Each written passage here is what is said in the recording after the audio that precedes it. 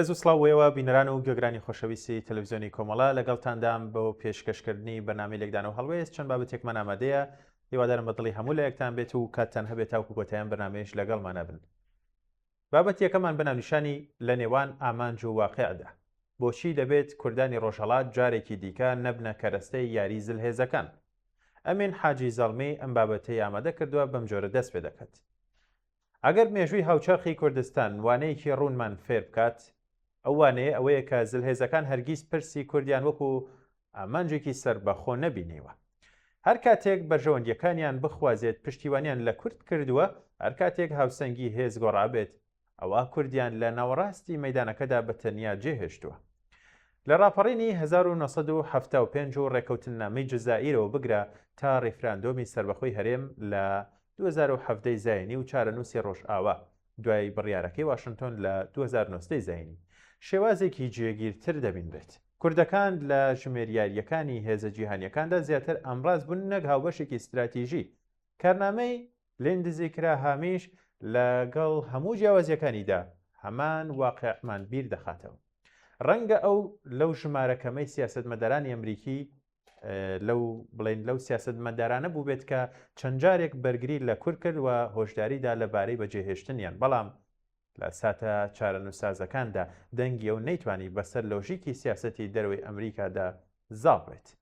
ئەم ئەزمونە دەیسەلمێنێت کە تەنانەت پەرۆشترین پشتیوانانی کورد لە واشنتۆنیش تەنها ئەو جێگایە لەگەڵتنیان تا ئەو جێگایە لەگەڵدا دەڕۆن کە لەگەڵ بەرژەوەندیە گەورەکانی ویلایەتە یەکگرتوەکاندا ناکۆک نەبێت. ئەمڕۆژ چەند ئاماژەیەک دەبینرێت کە لە سێبەری توندبوونەوەی کێبڕکەی نێوان ئێران و ئەمریکادا جارێکی دیکە هەندێک لایەن هەوڵ دەدەن پرسی کوردانی ڕۆژهەڵات لە چوارچێوەی هەمان ململانێدا پێناسە بکەن. ئەگەر وابێت مەترسی ئەوە هەیە کە داخوازیەکانی کۆمەڵگەی کورد نەک لەسەر بنەمای پێویستی و ئەولەویەتەکانی خۆیان، بەڵکو لەسەر بنەمای پێداویستیەکانی ململانەی جیۆپۆلیتیکی شکڵ بگرێت. ململانەیە کە ئامانجی سەرەکی نەک بەدیهێنانی مافی کوردەکان، بەڵکو پێشخستنی ئامانجەکانی یاریزانە ناوچەی و نێودەوڵەتیەکانە. لە دۆخێکی ئاوەهادا ئەوەی لە هەموو شتێک زیاتر جێگەی نیگەرانیە بێ هەڵوێستی بەشێک لە حیزبە کوردیەکانی ڕۆژهەڵاتە. بەشێک لەو حیزبانە لە جیاتی ئەوەی استراتیژیکی سەربەخۆ و پشت ئەستور بە بەرژەوەندیەکانی کۆمەڵگەی خۆیان دابڕێژن، زیاتر لە پەیوەست چاویان لە گۆڕانکاریەکانی دەرەوەیە. باسنەوەی چارەنووسینەتەوەیەک بە بڕیارەکانی واشنتۆن یان هەر پایتەختێکی دیکەوە نەک استراتیژی نیشتیمانی، بەڵکو قبولکردنی ئەم واقعەیە کە ئەوانی دیکە لە بری تۆ بڕیار لەسەر داهاتوت بدەن. ئەم قسەیە بە واتای ڕەتکردنەوەی دیبلۆماسییان دژایەتی پەیوەندی لەگەڵ هێزە جیهانیەکان نییە. هەربزوتنەوەیکی نیشتیمانی ناچارە مامەڵە لەگەڵ یاریزانە نێودەوڵەتیەکان بکات. بەڵام جیاوازێکی گەورە لە نێوان دیبلۆماسی و پاشکۆیەتیدا هەیە. دیبلۆماسی واتە بەکارهێنانی هەلەکان بۆ دابینکردنی بەرژەوەندیە نیشتیمانیەکان. پاشکۆیەتی واتە بوون بە ئامرازێک لە خزمەتی ئامانجی ئەوانی دیکەدا. مێژوو سەلماندوێتی هەر کاتێک کوردەکان لەم سنوورە تێپەڕیون، باجەکەیان یان باجی ئەوەیان داوە. بەرگریکردن لە ئارمانجی نیشتیمانی کاتێک مانای پەیدا دەکات کە لەسەر بنەمای واقعبینی بێت، نەک هەست و سۆز. ناسیۆنالیزم بەبێ ڕیالیزم نەتەوە دەسپێرێت بە هیوای بەڵێنی ئەوانی دیکە. هەمان ئەو بەڵێنانەی کە چەندین جار دراون و چەندین جاریش بە گۆڕانی هاوسەنگی هێز لەبیر کراون. کوردانی ڕۆژهەڵات زیاتر لە هەر کاتێکی دیکە پێویستیان بە سەربەخۆیە لە بڕیاردانی سیاسیدا. ئەگەر داخوازیەکانیان لە چوارچێوەی کێبڕکەی تاران و واشنتۆندا پێناسە بکرێت، ئەم مەترسیە هەیە کە بە گۆڕانی ئەولەویەتەکانی ئەمریکا جارێکی دیکە پراوێز بخرێن. هەروەها ئەزموونەکانی ڕابردووش سەلماندویانە. داهاتووی نەتەوەیەک نابێت بە بڕیاری دەوڵەتانێکەوە گرێ بدرێت کە سیاسەتەکانیان لەسەر بنەمای بەرژەوەندی گۆڕاوی خۆیان ڕێک دەخەن. پرسی سەرەکیەوە نییە کە ئەمریکا دۆستی کووردە یاخود نا. پرسی سەرەکیەوەیە کە هیچ هێزێک بەرژەوەندی نیشتیمانی خۆی ناکاتە قوربانی ئامانجی نەتەوەیەکی دیکە. ئەگەر ئەم واقعە قوڵ بگرێت، ئەوە استراتیژی کوردیش دەبێت لەسەر بنەمای پشتبەستن بە تواناکانی خۆی یەکڕێزی ناوخۆیی و دیبلۆماسی هاوسەنگ شکڵ بگرێت، نەک بە هیوای پشتیوانی هێزێک کە لە کۆتاییدا بە لە هەموو شتێک بەرژەوەندیەکانی خۆیان دەپارێزن.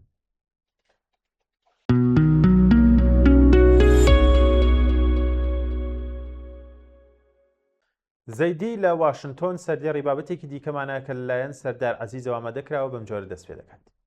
عەلی زەیدی سەرۆکوەزیرانی عێراق سەردانی واشنتۆنی کرد هەر لە ئێستاشەوە و میدیاکان بەردەوام کار بۆ سەردانەکە دەکەن دەنگۆی ئەوە هەیە کە سەردانێکی گرنگ دەبێت ڕێکەوتنێکی نوێی استراتیژی واژۆ دەکرێت زیاتر جەخت لە ڕەهەندێکی بازرگانی و ئابووری دەکرێتەوە لە ئێستای عێراقدا دوو پرز لە ئارادایە گەندەڵی و میلیشیا هەندێک لە ڕافەکاران وەها دەبینن کە ئەمریکا پشتیوانی دژایەتی گەندەڵی و لاوازکردنی میلیشیاکان بێت بەشێکی زۆری لەوەی کە دەگوترێت پروپاگەندەیە بە ئاگایی و بێ ئاگایی ئایا عێراق دەتوانێت بچێتە بەرەی دژ بە ئێران یان لە هەوڵی ڕازیکردنی هەردوو کوێخاکەیدایە لە کاتێکدا ئێستا ئێران لاوازە هەوڵ دەدرێت کە ئەو ڕێژێمانەی کە سەر بە ئێران بوون ئاڕاستیان بگۆڕدرێت بەڵام بۆ عێراق ئەمە بە ئاسانی ناکرێت ئایا ئەو هێزانەی کە زەیدیاندانا کە هەمویان سەر بە ئێرانیش بوون پشتیوانی دەکەن بۆ ئەوەی لە ناویان بەرێت لۆژیک لەم گەمەیەدا نییە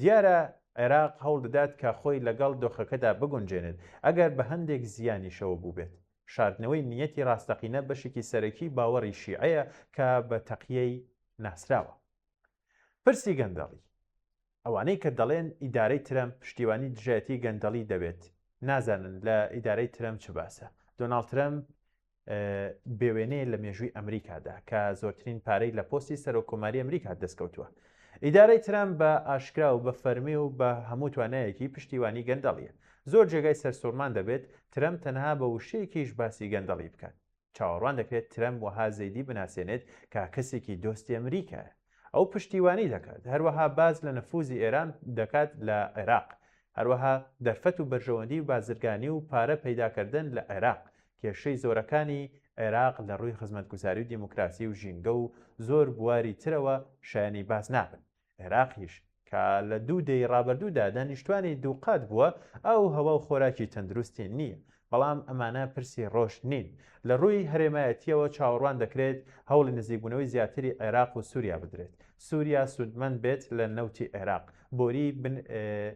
بۆری بنیاز نۆژەن بکرێتەوە کە کەرکووک لە کوردستان دوور دەخاتەوە هەروەها ئەگەریش زۆرە کە سەرۆگۆزیرانی لوبنان و عێراق و سووریا لە هەمان کادا یان لە هەمان ڕۆژانی نزیکدا لە واشنتۆن بن بە هیوای ئەوەی کە ئاراستەی قوڵایی استراتیژی عێراق لە ڕۆژهەڵاتەوە بەرەو ڕۆژئاوا بگۆڕدرێت زەیدی وەک شەرع دەبێت سەر بۆ هەموو شتێک بلەقێنێت بە دەرەجەیەک کاتێک کە ترەمپ گوتی جۆلانی داوە بە ئیسرائیل شەرع نەقەی لێوە نەهات سیاسەتەکە وەیە کە کەس نایەوێت وەکو زیلنسکی لێبێت بۆیە زەردەخەنە و ئەشهەد و بیللا پرسی استراتیژی دەبێت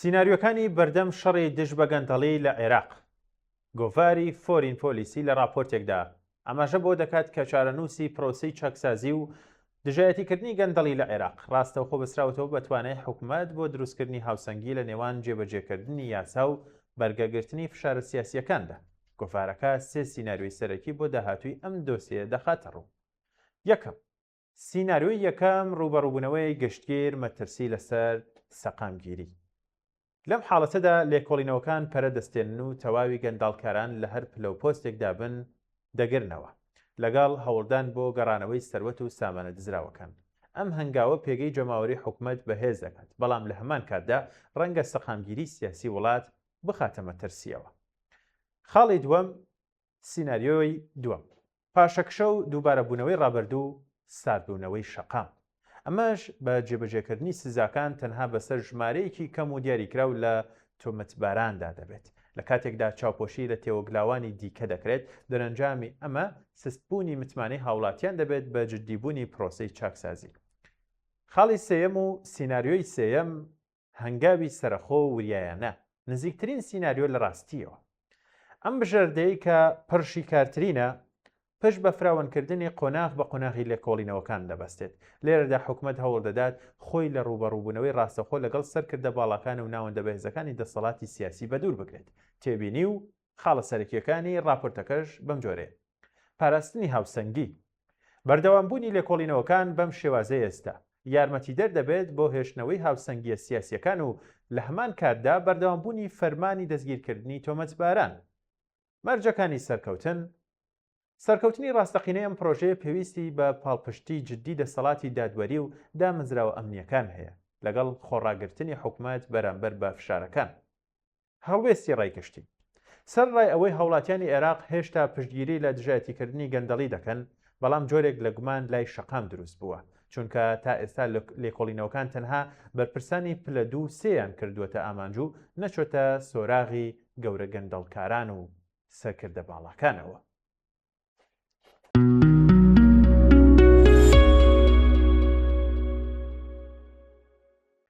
سیویەک ژن، سیویەک ژیان، سیویەک دایک، سیویەک خوشک، سیویەک خێزان کۆتاییان پێهێنراوە. شەدە بەشیر ئەم بابەتیامە دەکردووە بەم جۆرە دەست پێ دەکات. لە سەرەتای ساڵی 2026 زاینی هەتا ئەمڕۆ 31 ژن لە هەرێمی کوردستان کوژراون.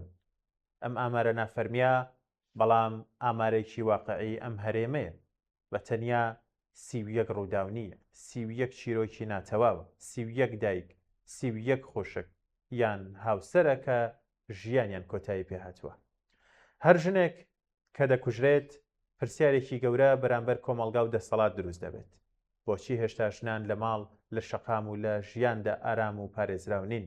بۆچی تاوانباران زۆر جار هەست بە سزای یاسایی ناکەن و دەستگیریش ناکرێن؟ بۆچی خوێنی ژن هێشتا بە ئاسانی دەڕژێت؟ بێدەنگی لە بەرامبەر ئەم تاوانانە هاوبەشی تاوانە. ئەم کۆمەڵگەی لە کوشتنی ژنان بێدەنگ بێت ڕێگە خۆش دەکات بۆ قوربانی تر. ئێمە پێویستمان بە وتاری جوان نییە، پێویستمان بە دادپەروەریە، پێویستمان بە جێبەجێکردنی یاسا، سزادانی تاوانباران، پاراستنی ژنان و کۆتایی هێنان بە هەموو جۆرە بێسەزاییەکە کە ژیانی ژنانی خستوەتە مەترسیەوە. هەر ژنێک کە دەکوژرێت شکستی یەک خێزان نییە، شکستی هەموو کۆمەڵگایە. ساڵانێکە هاوار دەکەین نابێت هیچ ژنێک بەهۆی ڕەگەزەکەی ژیانی لێ بسەندرێت، هیچ تاوانبارێک نابێت لەژێر چەتری بێسزایی خۆی بشارێتەوە. هەروەها پشتگوێ خستنی دەنگی ڕێکخراوەکانی ژنان و چالاکوانان لەلایەن لایەنە پەیوەندیدارەکانی حکوومەتەوە کە لێنێکی گەورەیە و ئەو دەسەڵاتەی گوێ لێ ڕێکخراوەکانی خۆی نەگرێت و پرۆژە و داواکاریەکانیان بۆ هەموارکردنەوەی یاساکان و پاراستنی ژنان بخاتە سەر ڕەفەی پشتگوێ خستن ڕێگە خۆش دەکات بۆ ئەم جۆرە تاوانانە. ئەم بێدەنگی و خەمساردیە دامەزراوە فەرمیەکان، ئەم خەمساردیەی دامەزراوە فەرمیەکان هیچ نییە جگە لە شەرعەتی دانی ناڕاستەوخۆ بە تاوان. پێویستمان بە بەڵێنی بێکردار نییە. ئێرادەی سیاسی و دادپەروەریمان دەوێت. ڕێکخراوەکانی کۆمەڵگەی مەدەنی تێربوون لە دروشمی باق و بریق و لیژنەی بێئاکام.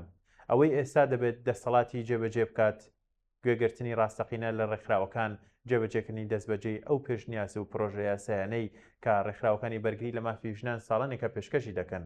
جێبەجێکردنی توندی یاساکانە بەبێ ڕەچاوکردن، ڕاوەستاندنی دەستبەجێی تێوەگلانی عەشایری و ڕێککەوتنی سیاسی لەسەر حیساباتی خوێنی ژنان لە دادگاکاندا. دادپەروەری بۆ هەموو قوربانیەکان و پاراستنی ژیان و کەرامەتی ژنان ئەرکێکە لە ئەستۆی هەموو لایەکە. بەڵێ بینەران و گوێگرانی خۆشەویست، بەم جۆرە هاتینە کۆتایی بەرنامەی لێکدانەوە هەڵوێز. هیوادارم بابەتەکان جێگەی ڕەزامەندی ئێوە بێت تا کۆمەدەکردنی چەند بابەتێک و خوێندنەوەی لە بەرنامەیەکی تر بۆ ئێوەی ئازیز. کات و ساتێکی باش بۆ هەموو لایەکتن.